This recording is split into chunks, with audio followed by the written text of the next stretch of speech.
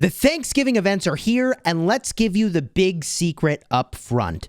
This event here, the Thanksgiving Feast, allows you to turn in dishes according to a menu that you can see right over here. Now, you can turn in those dishes yourself and get credit for the quests, or you can actually go and request dishes from other people. Now, if you fulfill a request from another person, then you get an extra reward, and I can show this to you. This will show up in your mail as a special little chest right over here. Thanks, friend. You made my Thanksgiving feast more bountiful. You get this Thanksgiving return item. When you open up the Thanksgiving return item, which you can see I have in my inventory right over here, you can sometimes get materials, which is a pretty sweet reward. If you found that tip helpful, do me a huge favor, throw a like on here, and consider subscribing to the channel. This is just the start of the video, so kick back, grab some popcorn, and let's get started.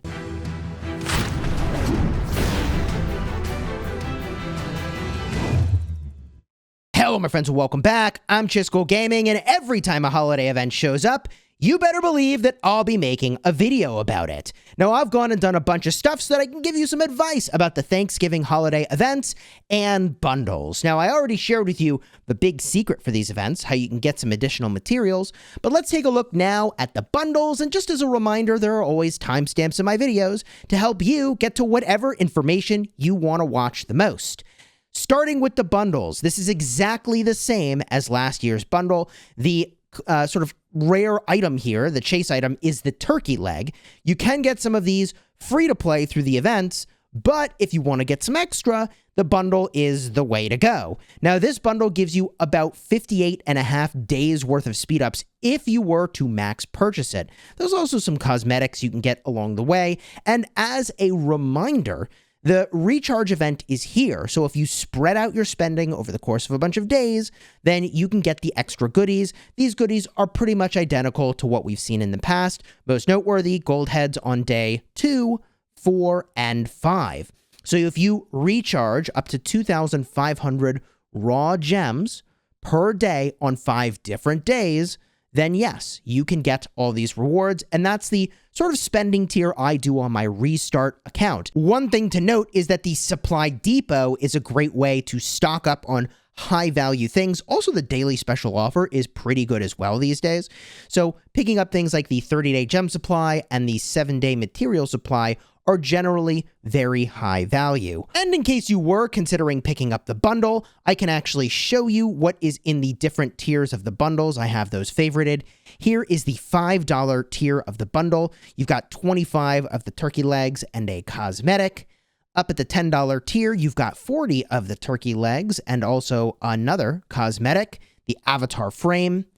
Up another to the $20 tier, 50 turkey legs, and also some speed ups. By the way, the other thing that is obviously very good about this bundle, all the speed ups here are universal, and the resource crates are pick 1.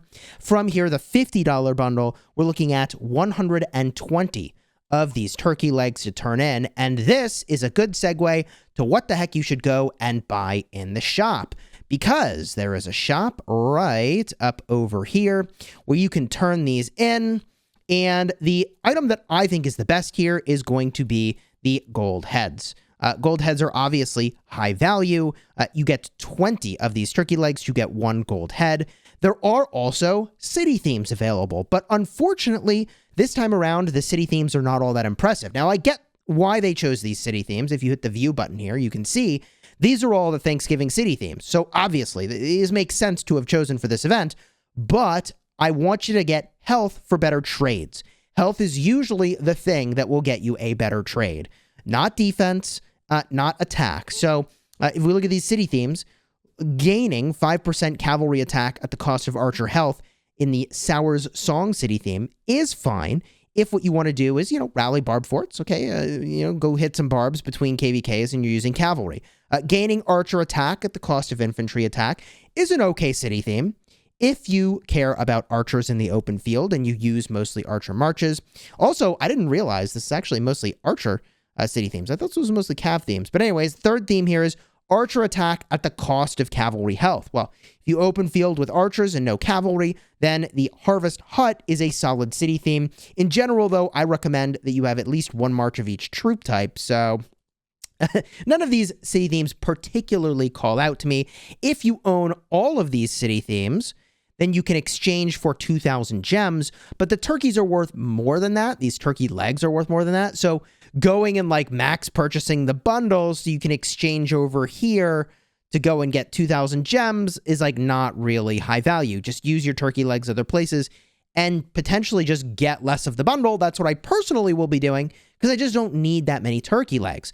The other thing that is really great if you don't have accessories is the Blueprint Choice Chest. Silent Trial and Delane's Amulet are both really great. I have made dedicated videos explaining which one I think is the best, so I'll have a card up in the top, and I'll remind you of that at the end of the video in case you're not sure what you want to claim. But either way, an accessory on every one of your commanders is really, really punchy. It's just a lot of materials to actually make these, which is why people pump the brakes. And then lastly, of course, you're going to get these gold keys because you're going to smash enough barbs to get plenty of raspberry pis. This is the easy to farm currency you can get in this event. But the Epic Material Crate is actually really great as well. The reason this is strong is that if you want to buy this from the VIP shop, you're looking at 600 gems a pop. Well, guess what? These turkey legs are actually purchasable, I believe. So if you can just purchase your way to some turkey legs at 500 gems per material crate here, then yeah, if you're buying out the materials in the VIP shop, you should instead get them from here this week. And if we get a look, here it is. Yes, turkey legs, purchasable for 50 gems a pop. That's 500 gems total to go and get an epic material crate, which is pretty solid. Now, I will say that there are events that might give you better rates potentially than the 500 gems for one material crate, but purchasing turkey legs is a great choice if you're just a few legs off from getting a better reward. Or I guess if you're a whale and you're not picking up the bundles, you have lots of gems, you get your legs like this, and that would also be fine. When you go, by the way, and you pick up forks from the farmable events, and we'll talk more about this, but you turn in your forks, that gives you experience. The experience will be relevant for getting the rewards over here when your alliance levels up your Thanksgiving feast. And also, this is turning my forks into raspberry pis, which is a nice little magic trick. Wish I could do that IRL. This is the exchange that we were just talking about, but if I go back to the Thanksgiving feast, there is also a ranked rewards section. Okay, I don't know if you really care all that much about ranking in here, but when your alliance reaches 20,000 chess points and your event contributions reach 500, you qualify for the rankings, which is how you can get these ranked rewards. But more importantly, again, as your alliance turns these in, you get experience over here. Once you hit the experience tiers, you get some rewards over here, which are actually pretty decent. And you can always drop a farm account into a main alliance to get the rewards on your farm, potentially. If you turn in 50 forks, then you can get that. Alternatively, if you really want to help out your kingdom, then what you do is you take your excess forks, if your alliance already maxed this out, you go to other alliances that still need a little help, and you turn in your forks there to help them progress their Thanksgiving feast. But on the topic of how you get these dang forks, and there are actually a lot of events we need to talk about here, here it is, the Thanksgiving Bounty. You're going to get forks when you collect resources on the map. You're going to get forks when you collect in your city. Now, you should pretty much always be running production boosts in your city anyways, especially once your production buildings are like 16 or higher. But run your production buildings to get more resources going in your city, because city collection gives you forks, and also defeating barbarians is going to give you some of these forks, which you exchange into pies. However, there are also a bunch of other quests that you want to get done. The Harvest Road is simply a bunch of objectives that you'll do over the course of the Thanksgiving events. As you complete these different objectives, you get a star toward the credit over here. You need to get, I believe it's 1, 2, 3, 4, 5, 6, 7, 8, 9, 10 total stars to get the maximum reward, which I think it's the same in every kingdom, but I've got an Artemisia, this is fun emoji. And hey, the emojis are cool to collect, but more importantly, at this tier, don't miss out on the 20 turkey legs. There's a bunch of events, and it explains how to do these. In fact, in a lot of these different events over here, it will show that this is one of the things that will reward you a star. So for example, we'll get a look at this. Oh, in fact, we already looked at this. The Thanksgiving Feast shows you the Harvest Road indicator over here, obtain 15 turkey legs during the Thanksgiving feast. And that is how you unlock one of your stars. So it's showing you this is where one of your Harvest Road quests is. Also, there are Might and Munificence quests. Wow, it's a tongue twister there. But these are quests that we've seen before. Day 2 is going to include barbarians. Day 3 is going to include barbarian forts. Keep that in mind as you go. Day 4 and 5, I'm pretty pedestrian, so those will be pretty easy to bang out. But we now have come full circle to preparing feasts, okay? The Thanksgiving feast event. Now, I gave you the tip at the start of the video. That's the sort of secret for this event that a lot of people honestly are never going to figure out. They're going to finish this event and not have realized that the key is fulfilling other people's requests over here. And what you're going to see is everybody's going to be requesting mashed potatoes because mashed potatoes requires you to train troops, and training troops people don't want to use speed ups for because there's probably not an event right now for it.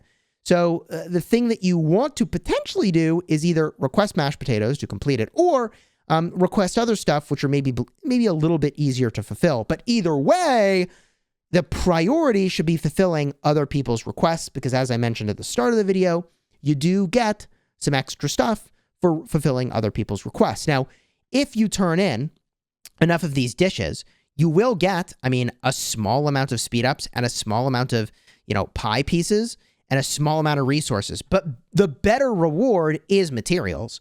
So the priority, in my opinion, should not be completing the number of dishes that's on the menu today, but it should be fulfilling as many requests as you possibly can to get a bunch of these extra rewards. Now, keep in mind, to make these dishes in the first place, you have to get the ingredients. Where do these ingredients come from, Chisgule? Okay, there is an easy answer to that. That is the Prepare the Feast event. There's a limit to the number of these items you can get every day. Keep that in mind. When you map collect, you will get pumpkins. You can get 8 per day. When you troop train, you will get potatoes, 8 per day. Barbarian forts, cranberries. All of these are 8 per day so far. City collection gives you turkeys, 8 per day. Defeating barbarians hooks you up with some butter, 24 per day is the number you can get there. Alliance help gives you sugar. You can get 24 sugar per day. Courier station purchases gives you water. You can get 24 of those per day. So just keep in mind as you're preparing dishes that you will get capped every single day. And if you get any excess ingredients here, like leftover ingredients at the end of the day, they spoil. They go bad, which is fine. It's not like you lose troops or anything. But you're going to need to get fresh ingredients for the very next day. So if you thought you could hoard for the next day, no, you cannot. So just, keep that in mind as you're cooking up different dishes here. Okay, Chisgule from the future. I actually had to edit this in because I forgot to talk about it. There is one other event related to preparing the Thanksgiving feast, by the way, and this event right over here, which is every time a dish gets completed, it works toward this cordial invitation. That is right over here. Every dish completed gives you one more credit toward leveling up your feast for the day. Alliance officers everywhere are going to mess this up. They're going to see this event is here. They're going to start to make their feast. Don't do that. Wait till your alliance gets to level 3 feast, or it's the end of the day before you put down your feast for everybody to eat at. The way that this works is officers put down the feast, people build it, and then you claim a reward after like 15 minutes, something like that anyways. So just wait till your alliance is at the highest level possible for the day before you drop this down. You can drop down 1 feast, I believe, every single day. That's explained in the rules over here, but I'm telling you, officers everywhere mess this up whenever this event lands, and we've been doing this for years. Take the advice, tell your officers, don't plan the feast until feast level 3, or it's the end of the day is going to happen, whichever is coming first. Now, the final event, actually, I think we need to cover. Man, there's so many they dropped on us all at once. And in fact, there is going to be one more. Dang, there's a lot. This is Protect the Supplies. This also, by the way, has the Harvest Road indicator. There are several of the Harvest Road quests here that you will fulfill by doing Protect the Supplies. Those of you that were watching in advance saw this on the calendar, and you've already completed this to the maximum number of stars possible. In fact, I can show you. Let's get a look here. If we hit the quest button, not only do you get rewards for completing some number of star levels, which, by the way, includes turkey legs, get your free turkey legs, but there are rank rewards. And the big kicker here is that when you finish this before other people, you rank higher than them. So the first person to complete this on the max number of stars and get 100% will get the maximum reward, which is the 20 gold heads. Now, maybe they changed this up and it randomizes who gets the rewards, but every single time I remember this, it always did it so that if you hit the highest percentage possible and you're the first one, then you get first place. The next person to do it gets second place, which is kind of logical. So if you wanted to pop a 50% expansion, if you're like an end game player with great equipment and you are really good at this Protect the Supplies event, then yeah, you can go for that. And I've covered this Protect the Supplies event in the past. I'll have a card up in the top for an older video that covers exactly how I got a really high rank in this event. If we look back over here, however, just keep in mind that you're going to have to crank up the difficulty. In order to unlock higher difficulties, you're going to have to complete more stars here. So if I went in and I did this at, let's see here, 28 stars, after I did this, it would unlock the option to go higher on the star level. And they do have, I think, another tier of difficulty than they used to in the past. So the thing that's significant about that is it's a little bit harder, at least I think it will be a little bit harder, to get 100% on the maximum number of stars. So, you know, if you're feeling like this is actually pretty difficult, it is. This is even difficult if you're in KVK, you have max tech, and you have 7 marches. So the thing people try to do is manipulate terrain to control where the ads show up, but I'm getting ahead of myself. I covered that in a separate video entirely. The other event we should go talk about is on the event calendar, and guess what, baby? War of the Ruins is coming back. Now, I really hope they've made a few improvements to this event since the last time we saw it. I am very glad to see it return. This is the Battle Royale style event that has a lot of potential, but I think needed some work the last time we saw it. So if you want to know exactly what the War of the Ruins looks like, I'll have a card either up in the top or in the end screen showing you those details. And when I say card up in the top, there's a little info button. It'll take you to all the videos I've recommended for you based on watching this one. And if you're finding this video helpful so far, do me that huge favor. It supports the channel to just throw a like on here. That helps me get more content to you. Now, there is really a lot to be talking about right now in Rise of Kingdoms. There is one other thing that you probably noticed this morning in your system messages. I probably favorited it, which is over here. The Autox Glory. I don't know if I'm pronouncing that right, but there's a new patch coming. Patch is going to arrive on the 29th, which is actually not that far away. It's the 23rd at the time of this recording. Before the update, you can download data in advance, blah, blah, blah. You get rewards. They're adding an all-new a Wall of Arrows event. Barbarians have invaded a peaceful village, aiming to burn down its storehouses, and the villagers have appealed to you for help. The horns of war have sounded. Only the strongest will be able to taste victory against such fearsome foes. You will need sharp swords and even sharper wits. Now, the developers said they were going to add events related to formations. You'll see how that's relevant in just a minute here. There are 6 passes in the event. Each pass has 3 objectives: eliminate the enemies, ensure all your commanders to survive, and protect the storehouses. In this event map, troops will be able to block each other, meaning enemies cannot move directly through your troops and vice versa. In this event, you will be provided a number of trial commanders. Hello? The developers did say there were going to be some commanders that they would add to events. So I don't know what trial commanders means, if it's like those special commanders we haven't seen yet, or if it's commanders we already have access to, but maybe you haven't maxed and they give them to you in like a maxed form. But I think it might be some like new stuff. We'll see. And in this event, you'll be able to take advantage of certain formation effects. See, I was talking about that earlier. Under certain formations, some commanders' troops will be able to switch to range mode and launch range attacks. Note, you must go to the App Store to download the latest version to actually do this thing. Now, they are adding some improvements to the Season of Conquest as well. This is related to the video I made earlier today about formations, showing you everything there is for formations. But they have added settlement rewards to the Lost Kingdom event. At the end of the event, the kingdom that holds the Zig and has not lost their own RCF will become an Autarch or Autarch alliance. Now, the Autarch alliance can distribute the Autarch testimonies, God, I'm sorry if I'm butchering that, to its fellow coalition alliances, who can award them to their members. Okay, are you staying with me? This is a little confusing. Anyone holding an Autarch testimony will receive additional Autarch rewards. So, if you hold the Zig and you don't give away your RCF, so this means normally kingdoms trade their RCF to get some extra rewards. So they're kind of taking that off the table, which is like a little, I don't know, a little annoying, but okay. So you can get these Autarch testimonies. Now, man, what a drama fest if not everybody can get one of these. If there's a limited number of these Autarch testimonies and the coalition alliances and the main alliances have to decide how many go where, hey man, that is going to be a drama nightmare that I suppose people like drama. But what do you use these for? A new inscription shop is opening soon. Governors in a season of conquest can purchase inscriptions from the inscription shop. Inscriptions can be equipped on armaments to improve their attributes. If all of that sounds foreign to you, I will remind you at the end of the video that I have a full video explaining this, and I'll take you to that one. The inscription shop will be available after the season ends. You can only buy one item at the shop each season. Dang. Well, that's a velocity limiter on how fast you get these rewards. And the inscription shop sells both non-limited and ATARC or autarch limited items. The autarch limited items are only available to governors with an autarch testimony. It's all coming together. So the new formation system will require you to put some inscriptions on there for maximum punch. And I think those best inscriptions will probably be available from a KVK reward where you have to win KVK and you got to pick for your one item, one of these autarch limited items. Wow. The inscription shop is only available to kingdoms that have unlocked the formation system.